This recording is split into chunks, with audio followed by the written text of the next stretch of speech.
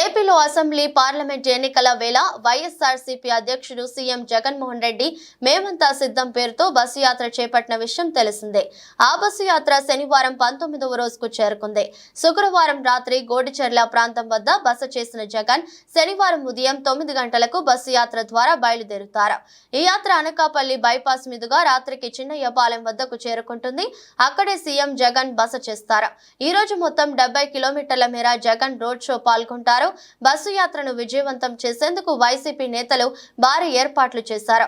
CM Jaganmohan Reddy మేమంతా సిద్ధం bus యాత్ర శనివారం ఉదయం 9 గంటలకు పాయకారావుపేట నియోజకవర్గం గొడిచెర్ల నుంచి ప్రారంభమవుతుంది. ఉద్దండపురం, కాగిత, సీతంపాలెం, నక్కపల్లి, అడ్డరోడ్డు, పులపర్తి, రేగుపాలెం, యలమంచిలి బైపాస్ మీదుగా మధ్యాహ్నం 12:30 అచ్యుతాపురం చేరుకుంటుంది. అక్కడ సీఎం జగన్ భోజన విరామం తీసుకుంటారు. అనంతరం కసింకోట మండలం నరసింగపల్లి మీదుగా సాయంత్రం 3:30 చింతపాలెం వద్దకు జగన్ చేరుకుంటారు. అనంతరం అక్కడ ఏర్పాటు చేసిన బహిరంగ సభలో జగన్ పాల్గొని ప్రసంగిస్తారు.